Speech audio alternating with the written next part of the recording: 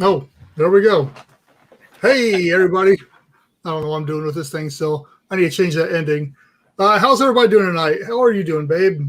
I'm doing good. How are you doing? Doing great. As you may notice, Adam is not with us tonight, and that's just all right. So we've got Babe filling in for X several times actually this month. Yeah. As got stuff. Hey, Marty, you're here early. And are you talking about Nemo's garden? Because as you're asking about where is Nemo, and yeah, I didn't put that in there. You're right. There's a lot more habitats I could have put in that intro video, and maybe I'll go back at some point in time, add some more stuff into it. But yeah, Marty and me have been chatting today. Babe and me have been chatting. We got a lot of stuff going on here. So, what's new in your life there, babe?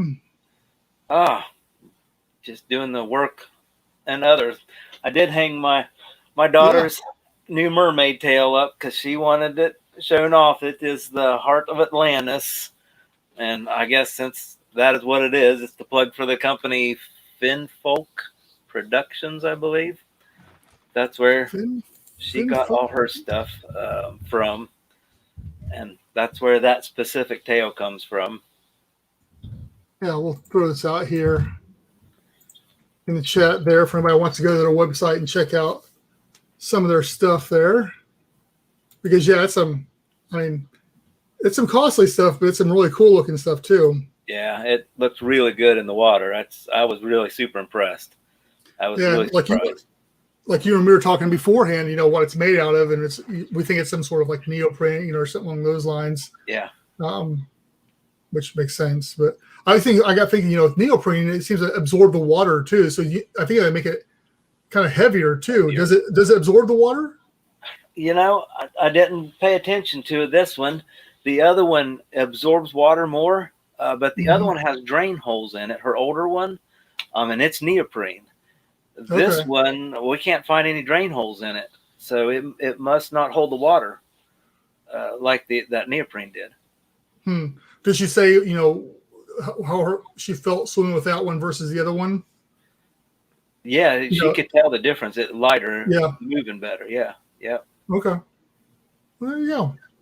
Yeah, that's still it's just that whole community. The more and more that now that I know about it, I see it pop up more and more places. Like you when we were talking about Bruce Cantrell and the Classroom Under the Sea. Well, the girl who stayed with him at Jules, I can't remember it now. She's got pictures of her in a mermaid tail inside Jules and stuff along those lines too. So, yeah, pretty cool. That's my wife had asked me, because my wife was trying to figure out the whole mermaid thing, and she asked me who does that, and I was like, well, as a matter of fact, there's a lot of people who do it. And I told her there's a ship captain, like a cruise ship captain, and she's the captain of a cruise ship. In fact, if I understand her posts right, but she does the mermaid thing, and they're opening. I think hers is the first ship that's taken out for a cruise out of Florida here in this next week or whatever. As soon as when all the COVID guidelines have lifted for that part to do that. That's crazy. Yeah, it's an interesting community. Yep. So, as our subject says here, let's say Marty gave us something to talk about here in a little bit. Actually, I guess we can dive in since Marty's with us right now. Marty hit me up this morning talking about Blue 21. And when he first said it, I didn't know what it was. But the more I got looking into it, I do recognize it from the Sea Setters. I'm part of their groups and stuff like that. And I try to jump in on and hear what they got to say. They've had Blue 21 has come up in multiple discussions as well. Let me throw the website out here. They're from the Netherlands, so some of their stuff, as you start getting the links and stuff, it's not in English anymore. But they got a bunch of different projects, whether it's floating houses or floating solar. And if you click on the projects, that's where you can see a bunch of different stuff they got going on. Basically, everything is about above the water and floating the water. And that you don't think that really ties into, underwater stuff, but a lot of it, that's one thing I like about the Seasteading Institute is even though we're not on the same page as far as they're above the water and we're under the water, a lot of the same philosophies come into play as far as, waste management, power management, all those kind of things. there's a lot to be learned from them and what they're doing. So, yeah, Blue 21, it looks like they got some interesting stuff. Obviously, I haven't had long enough time to check out and read up a bunch on them stuff, but what I see, it looks pretty cool. Yeah, you and I know we've talked about, and you discussed this with seasteaders and stuff. You told me that it's so plausible for habitat community and a seasteading community on the surface to coexist and to work off each other. Yeah, and obviously making a floating city or a floating house has been done, so they've got a leg up from that standpoint. In a lot of ways, it's a whole lot easier to do. So, let them set like ocean builders down in Panama. I mean, they're already building floating houses, and they're venturing off into some other stuff as well. But yeah, there's definitely a symbiotic relationship, I think, that can exist there with the below the water and above the water. Yeah, Marty, I'd much rather be underwater than above as well. Yep. I think there's definitely some pros to that. As hard as it is, I don't know. I'm going to put the peer pressure on and see if Marty will bite, because I'd really like to see him on the show. Yeah, Marty, you want to hop on here sometime? I know I don't know him, but he always has good stuff that I agree with. Yeah. So we'll throw it out there. I don't think he will, but hey, I'm more than willing to have him pop in here sometime. And he doesn't have to do the whole show. He can just hop in here for a few minutes and pop back out.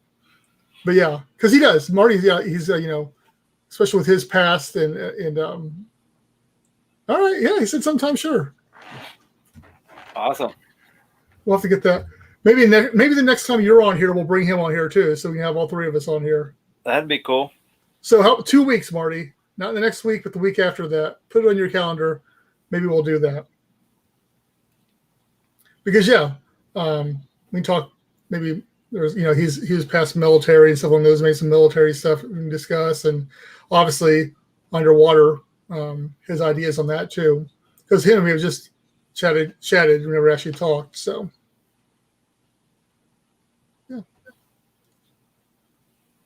I'd love to see. I'm sorry. Go ahead. No. I just responded to him here. Oh, I'd love to see what we were talking about earlier. Liners or like a bed line, a protector. I'd like to see what Thane's view is on after the work he's done on Jules. Yeah, so we can dive into that a little bit more. You were hitting me up talking about Flex Seal. Yeah. Once again, it sounds crazy, and the commercials are crazy, but hey, this stuff seems to work. So you did use some, right? Yeah, and the thing is, it says to let it set up for 48 hours because it's to fix a part on one of my lines in my pool, and I've used the glue, and it leaks every time, no matter what I do. I've used different kind of leak stoppers. So this time, as I've changed the fitting, I don't know how many times with the new one. So this time I thought, well, let's see if this stuff works. So this time I literally used it as the glue. I put both fittings and screwed it all down together, and I'm letting it set up, and then I'm going to put it and see if it'll hold the pressure of it. Okay. What's your gut thinking on this? Actually, I think it will, because because the leak's always just so minimal with the threaded system, though. It's somewhere in there is messed up. Something in there is still letting water through. It's because it's pressure. I mean, it's under pressure, and so I'm I glued both sides. I put it in the inside, the male and female part, and just put them all together and put it as tight as I could. And I'm just letting it, and it says you can put a second coat. So at the end of it, that's the visible shoulder, I guess you will, off the fitting. I'm going to spray another layer of it after it's dry. Okay. Well, definitely. I'll be curious to see if that works for you or not. And I'll let you know.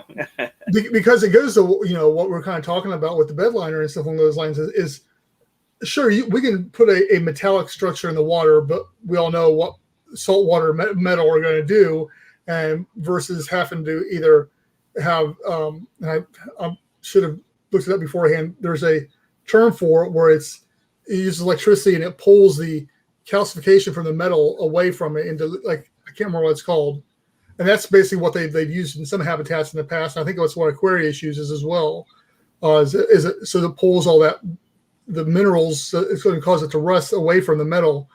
So short of that, you either have to have like stainless, concrete, plastics, or something else that's going to last. So you said it, and we had talked about it. My brother-in-law and me had talked about, wrapping in a bed liner, so having a spray-on bed liner or something along those lines put all over it. Would that protect it? My only question is that going to be harmful to the environment, whatever chemicals are in that? That's true. And I don't know. Because the currents and the sediment and stuff still going to, hit it. And that little bit, is it going to release a chemical into the water? Yeah.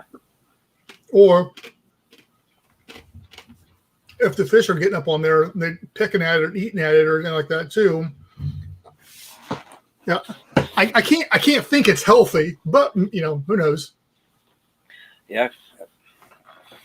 If it's dry, I mean, once concrete's set up, it's technically safe, I guess. Yeah. And that was the thing, we looked at, building with concrete, but concrete's so unforgiving as far as making changes to it and adding on. And, obviously it has the benefits of having durability and the weight for getting it to the bottom of the ocean. But if you're trying to do anything else with it, I'm not so sure. Maybe down the road if you're building like a dome or something along those lines underwater, but.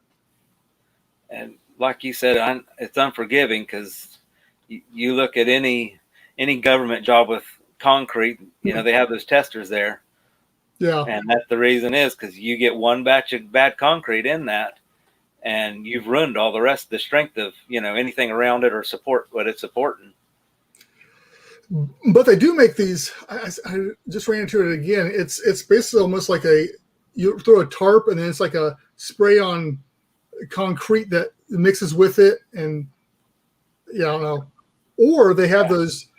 It's almost like chicken wire they put underwater, and it attaches electricity to it, and it calcifies. It uses the seawater or something like that, and it builds artificial concrete. I think Ocean Builders actually had some stuff like that they were looking at, or we're talking about doing too, to build concrete underwater. I'd like to know more about that. I've never heard of that. I'll be darned. I'll try to find that, and I'll throw it back on. I'll put it on the site yesterday. I'll throw you a link as well. But if anybody out there knows what I'm talking about, you can throw it in the comments too. But I can't remember exactly what it was. But it was just like mesh wire, and then I think they're hooking like electricity to it. It took time, but it would slowly fill in the gaps and harden, and it was like a artificial concrete that could be put anywhere pretty much. That'd be really cool. Yeah, that's what they're talking about building. You can build with that as well.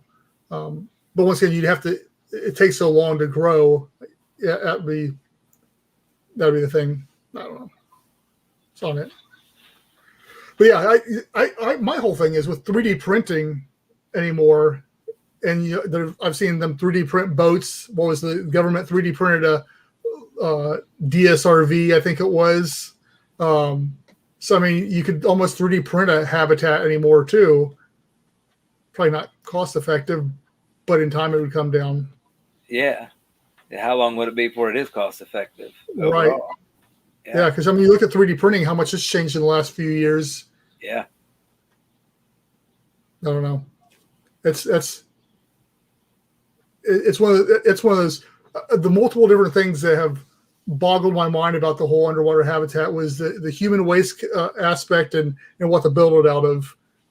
Those two things are the biggest questions.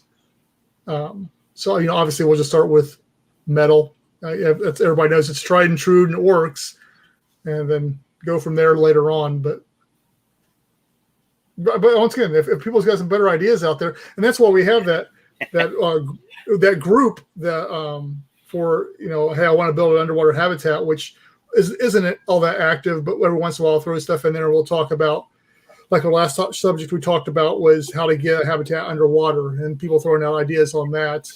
And we should throw it out there. I think we did throw out there about building materials and stuff like that in the past. Yeah.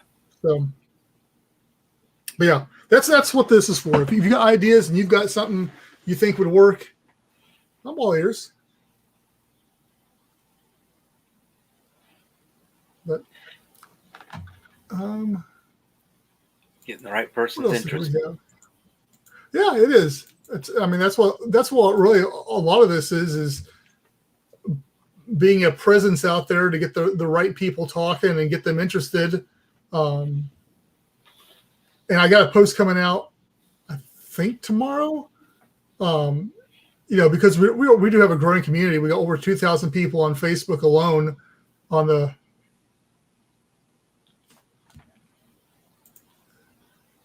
Yeah, Marty, what do you mean by that? What reminds you of that?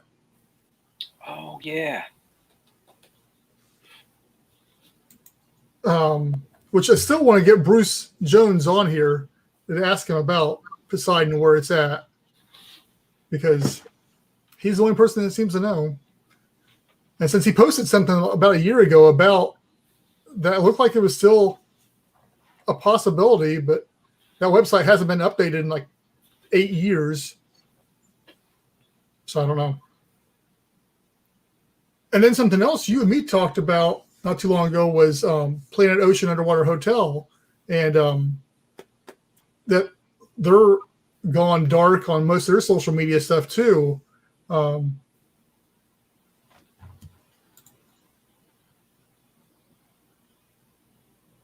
Yeah. And that's usually how it's been done, I think, to a lot of them. Is you put them on like a barge or something like that, and then you submerge it.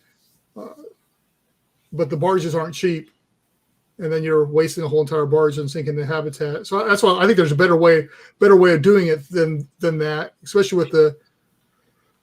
I just think there's a better way of doing it. And that's what we're talking about. There's different ways. I'll come back to that, but back to Planet, because I'm jumping around here a little bit. As you were talking about, Planet Ocean had gone dark on their social medias. Even his Twitter account, he's changed his Twitter account name to Gone Sailing now. So I'm not sure what's going on there. He did post something not too long ago, just another random post. So he's still active, but. All of his Facebook stuff for the last year and a half has been cleared off. His Instagram has got only is there still only one picture on there, I think? There was when we talked about it a week or so ago, yeah. Mm-hmm. So, who knows what's going on there? And then, finding out that Jules was almost going to be shut down when we had Thane on here. That blew my mind. Yeah, me too. And then I was talking to my contact over in Europe, and I was talking about trying to get on Aquarius, or get somebody from Aquarius. He's like, yeah, we've been talking to them, and he doesn't think that they're hurting for money, is from his standpoint too. So who knows what the future of that is going to be. Yeah. Yeah, I hear you. He's got some cool submarines. That new passenger sub, that all acrylic one, that thing's beautiful. Yes, it is. Back in like the early 2000s, I was looking at those type of submarines because I was like, man, if I could get one of those cheap, and have to do some retrofitting on stuff like that, you could add like a docking collar on it to attach to an underwater habitat. Yeah, that's where I talked to him at. I talked to him on his LinkedIn account. Anyway, but they were like $2 million back then, just for one that was like dry docked and it hadn't been used in years. Like, man. But yeah, I still think that's probably the way to go eventually, is to get a submarine like that, retrofit it with a docking collar, and dock it into a habitat. But yeah, have you ever been on one of those those tourist submarines? No, I haven't. It's one of the things that I've always said, if I get a chance, I'll do it, just to say I do it, Yeah. That when in high school, there was I think it was a class that graduated the year before me. They took their senior trip and went somewhere and rode on one of those. I'm like, oh man, We didn't have the money in our budget to do it.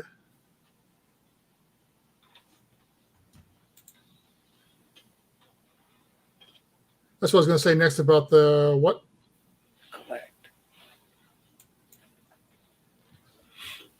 Marty told me he has fat fingers and he has a hard time typing because of his fat fingers, and I get it. And that's why I usually just voice the text anymore for most of my stuff because I'm sick and tired of auto correcting myself. Yeah. Even more reason.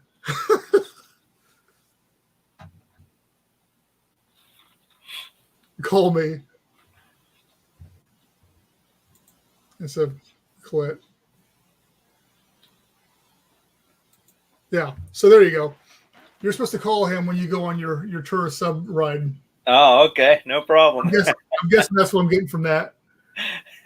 It'll be much better to have you on here live than trying to decipher some of your auto-correcting text. I'll tell you that much.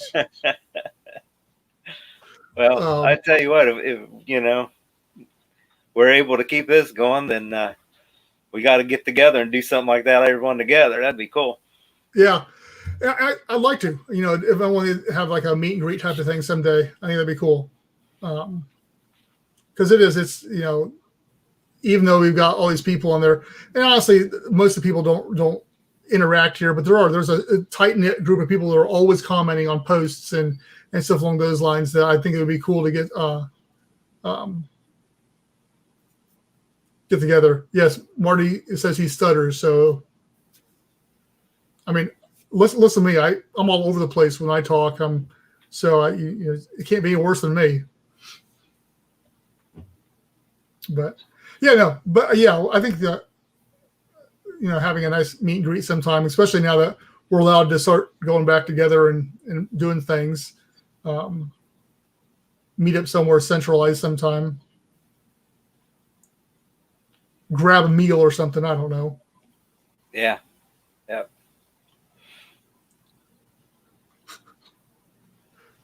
Marty. Anyway, what else we want to talk about here? Well, Marty brought up Nemo's garden there earlier, and I'd shared some of their stuff. I don't know, it was on one of the social medias just because it's always just fascinated me. And Thane had mentioned too that someone, I know Daniel, his last name is escaping me right now, but I actually talked to him just a little bit on Instagram when he was doing things similar to Nemo's garden down there in Jules Lagoon. And I always thought that would be really neat to be able to do something like that. So having that hook to habitat, scoot over into the garden and do some gardening kind of thing. So with that, do you picture it being out in the water, or do you picture it more like a hydroponics thing inside of a habitat, or where you? Actually, I could picture either. To me, it's which is most efficient. Yeah.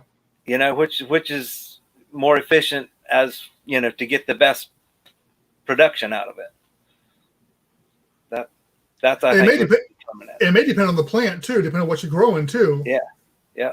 I know that there was this ones, I can't remember where it was. They had which one is Nemo? Is it the bubbles? Yeah, the big bubbles. Yeah. Have the framework that look like a palm tree or something that's the framework of the top of them. That's if you're looking straight down on them. Yeah. Yeah. Once again, it depends on your depth too, as where you're doing those as well. But it then also brings up the question if you're starting to go to self-sustaining, how much do you have to have? How much do you have to be growing at all time to be feeding the community or the habitat or whatever you got going there too? Because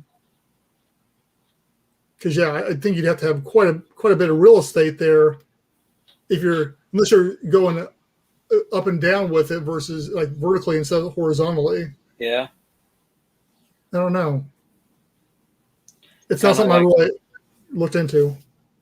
I picture kind of when you said vertically, I kind of picture the coral farms where they're farming coral and how they, put that PVC in every so many feet is a different start of one. And they're also farming, is it mussel? It's something like that, which they're saying is like, I can't remember what it is. I just saw a video not too long ago, is the highest protein with consuming the least amount of power in the time, something along those lines. They are talking about how to get the protein from a cow, it takes X amount of energy and food and stuff like that, and they're breaking it down, and they're talking about how it's zero amount for I think it was mussels, and they said they're packed with protein too. So they're talking about how for sustainability and for food that might be a viable. So there's organizations out there growing these like cylinders, and that's all they're full of.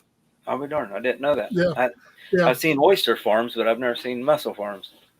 It wasn't oysters. I think it was mussel. I have to double check it. It was something small like that. Glenn asks about us doing trade shows, and we were just talking about that about funny. Trade shows. We're talking about DEMA and some other ones. And I guess I was telling him that I'd gone to one in New Orleans right before the pandemic started, just to check it out and to see what it was like. And we were planning on going to DEMA, but to get a booth set up there was out of the budget. It was just too expensive. It may have been mussels in New Zealand or Glenn. And DEMA was too expensive. But I still wanted to go there to visit. And there's a bunch of other ones that I'd like to go check out too. Obviously DEMA is the top of that's where all the cool stuff happens, and you get to see all that stuff. But there's, like I said, the little one I went to, they had a bunch of different booths there. They had some cool breakout sessions going on. They had a whole entire like dive history where they had tons of cool dive helmets there. And they were having a drawing, and you could win one. Wow. It was a really nice one. I was kind of hoping I'd win it, but I didn't. And they had a bunch of like underwater drones they're showing off, and just a bunch of cool. Kirby Morgan, of course, was there and had a big booth. So they had some really cool stuff. And this was a smaller one, so I can only imagine a bigger one and what they would have, like that DEMA or something like that. I know Ohio used to have, in Columbus, Ohio, it wasn't even COVID. They had stopped having it because of lack of interest. Probably about 4 years ago, 4 to 6 years ago was the last one they had. And I didn't even find out about it until the year they didn't have it, that they canceled. Yeah. I was like, no, come on. Because it's so close to where I am. Huh. But the club that puts it on is still in Columbus. They're still active as a club. And so I've always wondered how much it would take to, generate interest to get that going again. Yeah. There was a guy that was involved in, he was in Dennis Chamberlain's Undersea Colonies group, and he has a bunch of stuff like that. And he was trying to get an event going. That was his idea, was to get a, basically revolving around underwater habitats and all that kind of stuff, and that technology. Him and me talked quite a bit. I threw some money at him for a table one time, and he ended up having to cancel it, type of thing. But I said, just keep the money. It's if you're going to pursue this, it's worth throwing some money at you to try to pursue this to get it going. But I haven't heard anything about that. And since then, COVID and everything's came, so everything's been on the back burner for a lot of people. But yeah, I definitely want to get out to more trade shows. Hopefully this year we can get some more trade shows. I haven't heard of any. I really haven't looked either, so I'm not sure. But yeah. My thing with trade shows is, especially if there's stuff to be, I get all the freebies. I still got a bag full of freebies from the one from 2 years ago over here. They had mugs in there, and I got a Kirby Morgan calendar, which is really cool. Got some cool pictures on that thing. And they had some inflatable bags, you could fill up and lift stuff out. They're just giving those away. So there's some really cool stuff there. Fortunately, they don't have stuff to buy because I go broke at some place like that, because I'd be buying everything. I'm still waiting because you're talking about the trade shows, and that trade show, I believe, was the year, so 2019, because they didn't have them. It was at Edema, and it was those Russian guys that made that helmet. Mm-hmm. And they said they had a working copy of it. You can look it up. And they say they have a working copy of it, and it's just a helmet. It's a rebreather that they've redesigned. And I'd love to see how real and how much that thing works. Yeah, man, there's just so many questions on that thing. Yeah. I mean, you have no redundancy, first off. Yeah. So there's that. And how long can you really stay? If it's a rebreather, you should go, even though it's not very big canisters, right, you would still probably be able to get, a couple hours out of it, I think. Yeah, you should. Yeah, you should be able to get, at least an open system time limit on it, at least. Yeah. Scuba tanks open system. Yeah. But yeah, I don't know. Yeah, every dive YouTube video that talks about the thing, they're all concerned about it, that it's like vaporware and stuff along those. Even though they showed it off, it wasn't for any extended period of time either. Yeah. So it could just be like spare air in there or something. But it's something to build on. That's the thing. You think how technology gets better, that has a lot of potential. Yeah, and I think I think Cousteau even talked about it finally getting to that point too, of all being compartmentalized and shrunk down and stuff like that. Yeah. But yeah, Marty, kind of this is like just all enclosed, because when the Discovery Cove are big, like bubbles that attach to like a chair thing. If it's the one I'm thinking of, like the little scooter. Yeah. If I'm thinking of the right one, and this is, let me see if I can find it really fast. Yeah, it reminds you of a like a motorcycle helmet, but a little bit bigger, with bulges on it for like where they put canisters, things like that. The reactant, the powder for their dry, or for their system. It's the filtering system, and it's really neat looking, and if it works, it's amazing. I don't remember what the thing was called. Oh, here. Yeah, I can't either, or I'd have put it up, or I'd have said it. Yeah, here. Let me find this picture here. But it's my understanding it has, an HUD, a heads-up display, so a HUD display on the inside of it, and you don't wear cylinders. You don't need them, is my understanding. And if you did, there's it screws in the top. Yeah. I envision as a redundant system some little pony bottle, you just throw over a little vest or harness, like a emergency life vest or something that has a little spare air, or what you said, like you said, or whatever. Yeah. And that's your redundant. That's your fail safe. All right, here I found it. Let me open.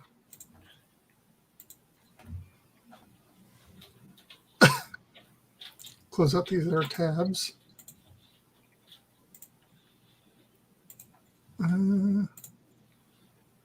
It's almost space age looking. That's probably the word I want. It's pretty neat looking. Yeah, there we go.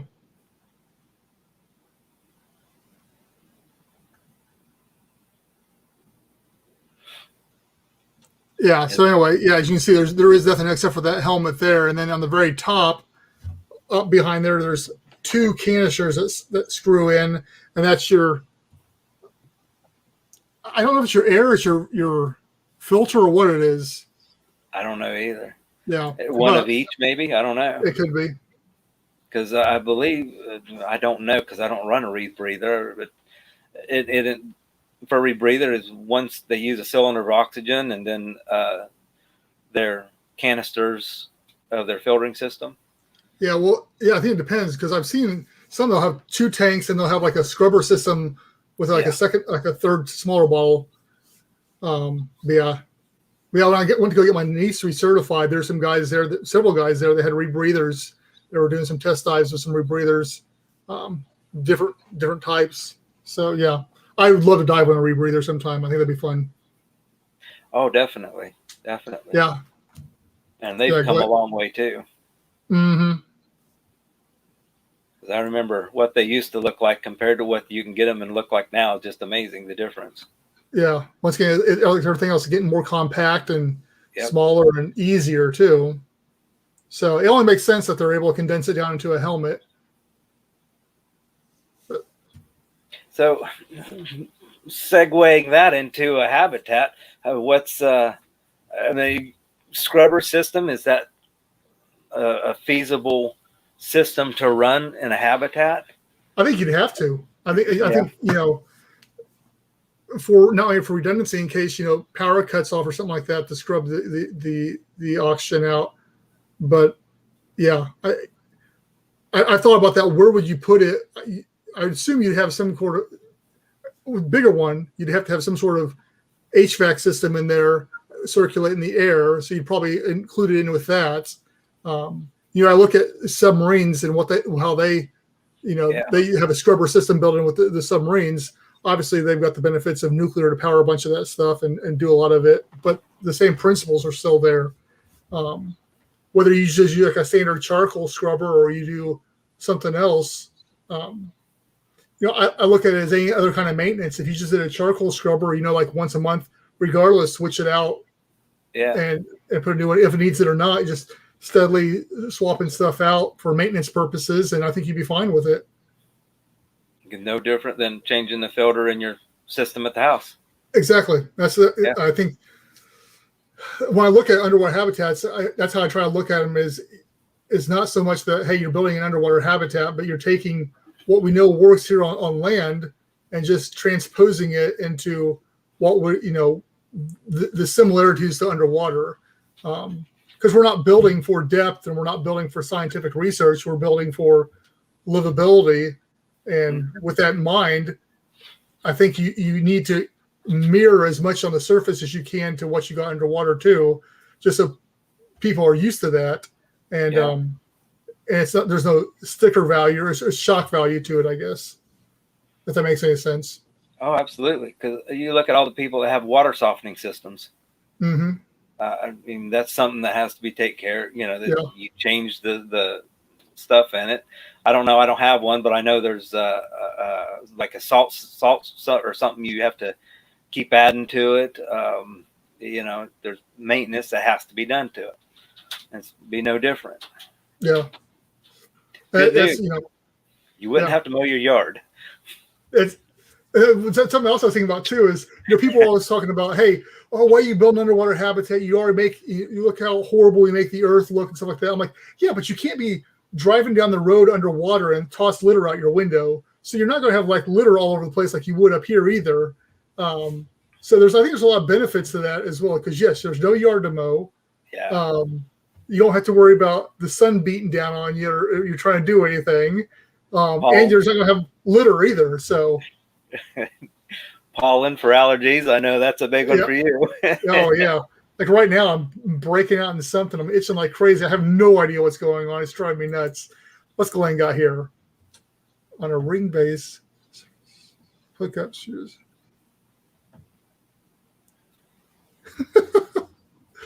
Yeah, well, and like I say, that's kind of what Jules does now with the pizza delivery. And I agree. One atmosphere it has to be at one atmosphere. You're doing anything else, you're not going to get the most of the people. Most of the people aren't going to want to do a saturation dive and have to wait to decompress. So it has to be at no matter what depth, whether you're at 200 feet, it's still got to be a one atmosphere.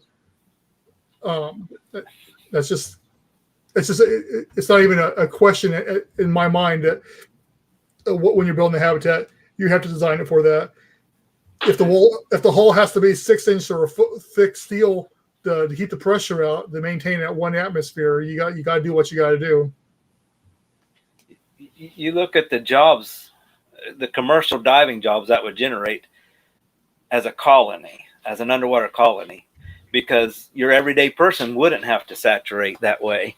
Exactly. But there would be that niche, that need for people to take care of certain things outside of it, just like we have, road workers and you have your plumbers, your electricians here. I mean, it would all be the same. Yep. Yeah. That's why, everybody wants the underwater hotel and stuff along those lines. I think they'll come, but I think the business market's really where the money is going to come from the creation of jobs through that, whether it is mining, which people don't want to talk about, but I think mining is going to be a big one. I still think underwater data centers with Amazon and Microsoft and all them looking at, offsite. Then you start looking, if you get far enough out, those data centers are no longer under any government jurisdiction. So what kind of information can you hold on them? Yeah. And if you're underwater, you're protected from like an EMP or any kind of electrical attack too, because the water is going to shield you from everything.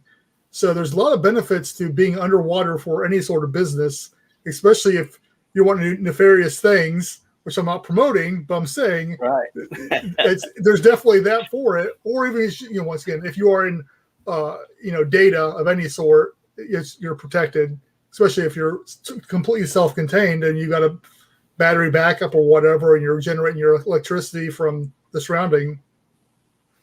Yeah. Medical. Yeah. Good one, Glenn. Because if you don't have to, especially if you're far enough out, you're not having to worry about, FDA and stuff along those lines for that. I'm thinking of that one, but at the same time, any type of medical, there's so much we don't know about the ocean and what we can find down there that who knows what we can find when we actually start spending some more time down there.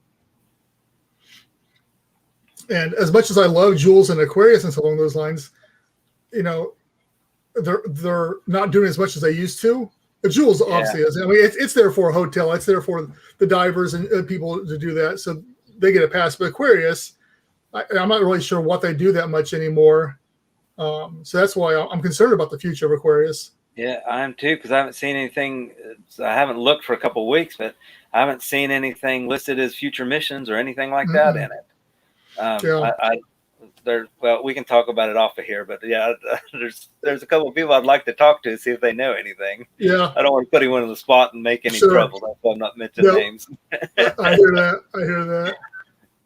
But Glenn, I think you're on the right with all your ideas there too. That I think that, and when you start expanding out, going back to Nemo's Garden too, with the designs that I'm looking at, with the more modular, where you can just add on more pods as need be, you can have a whole entire agriculture pod that gets added on, and as it grows, you can add another one on there, or energy, you can add an energy pod on, or whatever to grow your habitat as need be, based upon what you're doing down there. If you're doing science research, you won't need you may not need one of the pods, but you need another one for scientific research or whatever. And then for commercial divers and stuff, how do you commercial dive it when you're 200 feet underwater, but at one atmosphere inside?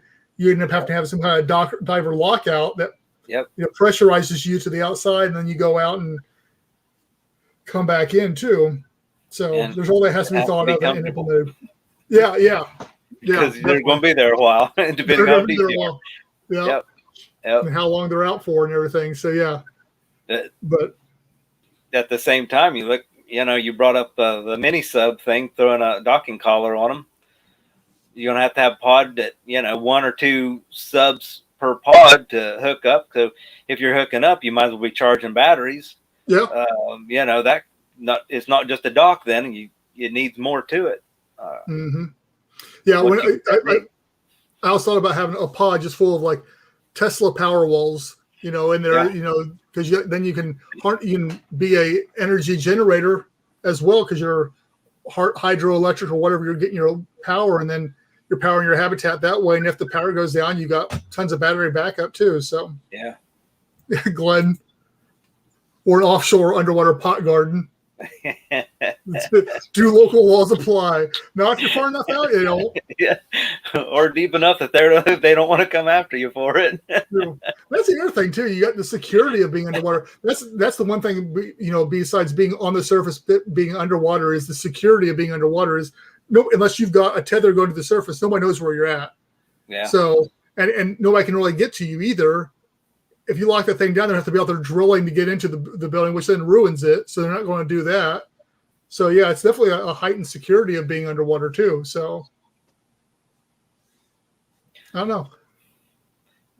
Bringing that up though, that now do you put an active sonar system in your pod? You know what I mean? Or your community, if it's big enough. Yeah. But then, there's all the noise pollution.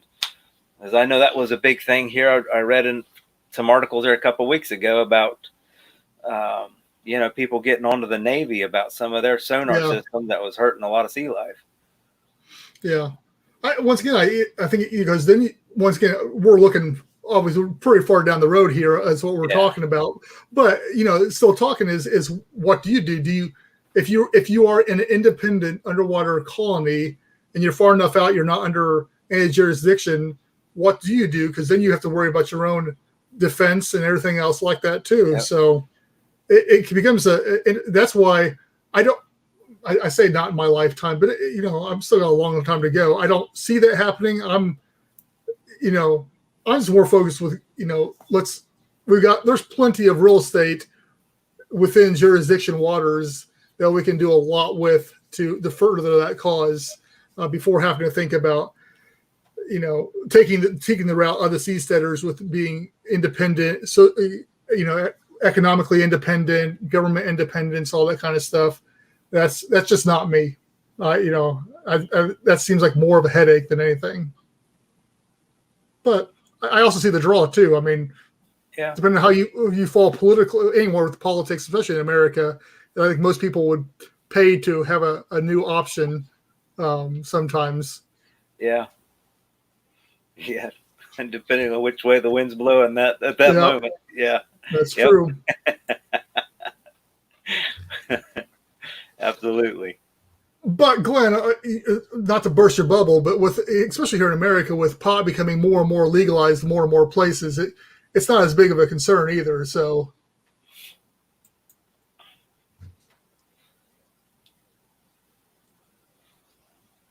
yeah, I said we've had multiple people over the years hit us up asking if we're hiring, mostly commercial divers, wanting to work, on what we're working on here. I'd love to be like, hey, yeah, man, let's do something, but we're not there yet. Well, Thane may not, because I don't know all the details. It's none of my business, but Thane Milhone that was on the live stream there, I'd have to admit I'm a little bit jealous of his job. Oh yeah, he's got the qualifications for it, and that's awesome. That's good for him. I'm a little envious, I guess. But I almost threw out, "Hey, you need help down there?" Yeah, exactly, dude. I will bring you your lunch if that's all right. It is. Yep.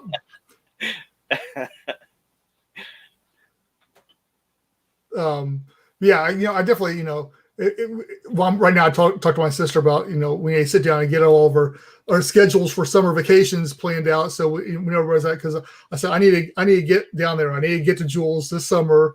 So let me know, because if my niece is going to go with me, I need to know when it's going to work to take her down there, all that kind of stuff. So yeah, I want to get down there. It definitely it'd be cool the meet Thane face to face and talk a little bit more too. So yeah. But we will definitely be doing a live stream from Jules. So if you make it there this year, I'll be quite envious of that too, because it's just not in the cards for me this year. Yeah, and watching all Thane's doing, like just the other day he posted, I think it's yesterday, he making a new step there for the moon pool and all that kind of stuff. So I mean, he's got some stuff he's wanting to do there, and hopefully this gives new life to that habitat and is able to extend it for quite a while. But I don't know what their marketing is, what shows to sell, but I think it'd be cool to be able to get an artist in there and paint one of the walls, and then when you come up out of the moon pool, like kind of what we were talking about earlier, like the whole Neptune's garden or Poseidon's garden, how you want to, whichever was your water god, I guess you could say. However you want to say. I think that'd be cool to have. Or sea life, just a sea life scene. That would be neat. Well, that's what he talked about too. That they're one of the aspects that they were weak on was marketing, and that's kind of what he's doing there too, is to help the marketing of it and stuff along those lines too. So, but I mean, like you said, anybody just pops their head up through the thing. It's all anyway. And if you could just, I'm not sure what you could do to make more awe out of that. But yeah, if you could have something on the walls or something like that, that would be pretty cool. Yeah, I got another hit of that when the introduction. That's the first time I've seen the new introduction. Oh, yeah. Coming up into Jules like that, and I was like, oh wow, that was like one of the best moments of my life. And there it is again. That was really cool. That's why I thought when I saw that video, I'm like, okay, this is how I'm going to end the video. Is coming up through the moon pool. I go, that's how it has to end. Yeah, I was going to say, I don't know, I was going to say something to that. But I was going to say now. That's fine. My short-term memory is catching up on me. Uh-oh. But no, yeah, one of the things I'm going to do when I get down there is I just want to record the ambient sound from inside Jules. Yeah. I think that auditory stuff I think is really, powerful. And if I'm not sure what I would do with it, but just to have that, I think it would be cool. Put it into some kind of video or something along those lines, or put it in one of those 10-hour sleep videos. Oh yeah. It would work for some people. For other people, it would drive them crazy because I think I said before, I don't know how much has changed with what he's doing, but there was that constant pump sound. And I'm certain that's what it was a pump. That he could answer that. But yeah, that would just drone me to sleep any other day. I was too excited there to do it. Yeah, that's what I'm afraid of too. I probably won't get sleep that night. Yeah, it's difficult. It's just might as well go for a dive because, well, I'm not sleeping and the water's right there. Yeah, be looking out the window all night or taking pictures and everything else. Yeah. Oh, here, I missed this one. Hydro may be the ultimate high power grow, I guess, for underwater habitats there. Like hydrogen, I guess. Which, yeah, I mean, if you're splitting your seawater to get your oxygen, then you get the byproduct of hydrogen. If you could sell that as a power, that's a nice form of income, or use it just the power of the habitat. I don't know. With as much as been the way of solar power and stuff along those lines, I think it's gonna be hard for hydro to catch up in a lot of aspects, especially with as dangerous as hydro is. If it it's flammable or explosive, I guess. But yeah, I don't know. Never say never, especially with new technologies. Yeah. Well, babe, we're coming up on an hour here. Yeah. Okay. You got anything else you want to talk about, or you want to segue into? I meant to look it up before I got on here, but his name always escapes me every time I want to talk about him. The guy with the submarine speedboat.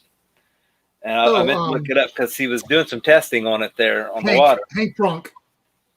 Yep, on the water there a few days ago, and I wanted to look him up and see if anything else had, if he had posted anything else. Yeah. Like I said, I talked to him a little bit a couple of years ago, trying to get him on doing a podcast with him, not even doing a live, just doing a podcast, and he didn't feel like he had any value to talk about that. That it wasn't his cup of tea. But yeah, that's a pretty cool. You're talking about Hank Pronk, right? I still, his name just isn't there. But you'd know it because it's the speedboat, but it's a submarine. It has the acrylic, not dome, but it just it's like half a cylinder. Yeah, it's not the bionic dolphin. No. Yeah. It's Hank. Well, yeah, is it Hank? Let me. I think it's a really cool concept. Maybe it's not Hank. Hank Pronk builds personal submarines. No, I'm wrong. Hank Pronk does build submarines, but he's not the one with the boat. Who is it? Who is that guy? I have to go back and look at my messages. But yeah, I know exactly who you're talking about. But yeah.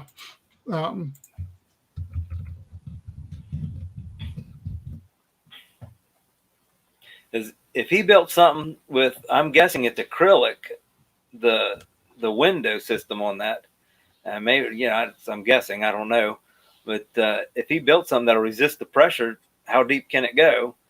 Then he does have stuff he could input on it. Yeah, I'm not sure how deep that thing can go. I'm looking here. It says, okay, so the article I'm reading right now, we'll pull up. It says, in submarine mode, the hypersub is capable of on-demand diving up to 1,200 feet. That's pretty deep. Yeah, it is. And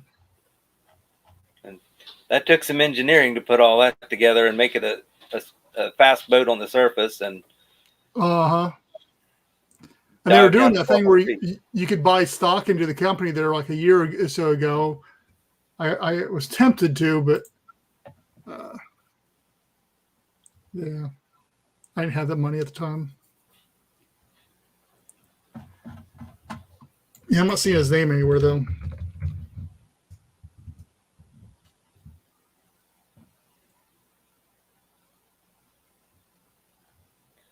I think I ran across it on Facebook too. Mm-hmm. Yeah. I guess there's a black and a white version. I like the black version. I think it looks sharper, but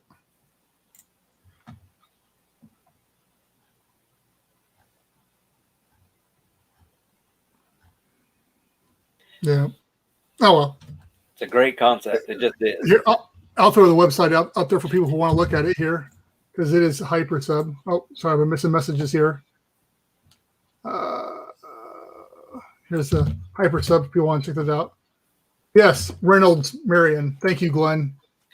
That's who it was. I should have been paying attention to the chat. They got it. Oh, there's Adam. Babe has earned his spot on the show, according to Adam. So there you go. And it's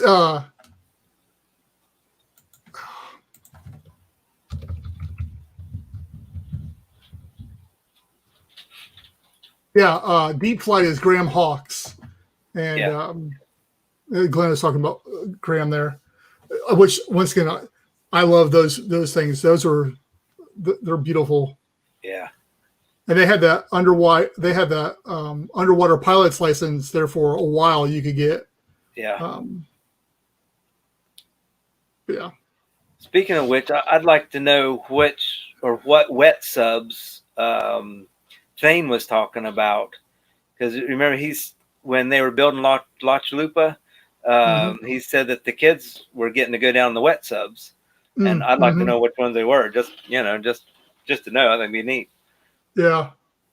Huh. Well, see, that's what happens when you're not around for the podcast.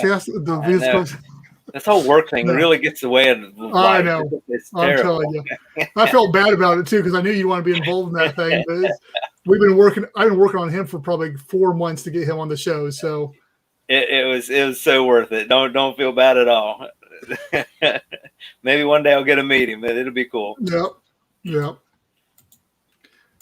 And then of course, in talking about submarines, there's the Bionic Dolphin, which is the Vash, which Tom Rowe designed and built, and then pretty much I don't know if he sold it or what he did, but then some other companies taken off from then, which was basically the same thing. It was basically a speedboat type of thing on the water that could dive a little bit underwater as well. Yeah, but it's more like a sport thing. It's like a two-seater. Yeah, I've seen those because they've got them. That some of them painted like the orcas and some painted dolphins. Yeah, I've seen those. Yeah, one thing is you're limited because you're running a gas powered engine, so you can only stay down as long as I'd replace that thing with like an electric motor or something along those lines, so you could stay underwater longer. Yeah. Oh well. Yeah, exactly. All right. There's one more thing I got to bring up. Okay. That's the 5x5. Yes, which is officially over because it is now the end of the month, which we were supposed to do the drawing tonight. But because you're on here, I didn't think it'd be fair to do the drawing with you on here. That's because true. You're a potential winner here, and I didn't feel that'd be fair. So because of that, we're going to push that off till next. Thank you for bringing that up because I didn't mean to mention that. So I'm glad you did. But yeah, so we will hopefully be doing that drawing next Tuesday night. And we will see what happens at that point in time. All right. Because Adam should be back. The 5. So anybody that has put money into that, hey, I guess you got another week. I guess if you're watching, you want to throw money in there. Yes, Adam, he's calling your 5x5. That's what you do when you miss out on the show. Adam says you cross the line there. But no, hey, so I will do this. So anybody that wants to put more money in for this last week, we'll let it apply because we haven't done the drawing yet. So you still have until we do the drawing next Tuesday. Hey, Marty, man. Yeah, definitely. It's going to be fun here in 2 weeks to have you both on here. Yeah. We'll do that. Absolutely, Glenn. Thank you for coming in here. Yeah. Be great talking to him. Yeah. So, yeah. But we'll run down the stuff here. What we got? Yeah, you know how to find us. ASC Calling. I've been actually updating the website a little bit. I've been tinkering there, putting some more stuff on there, some more images, words. I'm adding some more stuff slowly onto it. So it's always changing. Go check it out. You can support us on Patreon like Babe and where's my thing at? And Edward and Brian, which we appreciate. That pays for us to be able to do this. The software alone, the subscription for this is paid for because of you guys. So that is awesome. One-time donations, of course, through PayPal. And always our merchandise, which we know Babe loves. You got pretty much most of it at this point in time. But no, I like the merchandise too. We just started doing the same company started doing merchandise for my dad's bookstore, and we got a bunch of it in stickers and shirts and hoodies and everything like that. So I'm getting to see some of that stuff. The hats, somebody I got a hat. So yeah, it's a lot of it. Some of them I'm not too thrilled with some of the print jobs on some of the stuff, like the hat I wasn't too thrilled with, but a lot of it, like some of the shirts and stuff like that, I've been impressed with them. The stickers seem to be really decent too. So it's hit or miss, but I think that's what you get with most stuff unless you're doing it yourself. But yeah, so you got any closing remarks there, Babe? I'll just, for the merchandise, I got my daughter the Hammerhead Hammerhead logo on a navy blue t-shirt. It looks great. It really does. Cool. It looks really good. Cool. Yeah. All right, cool. Yeah, I need to order one of those still. I'm gonna try that this week. I got to order Adam's hat since I had to buy him a hat. But yeah.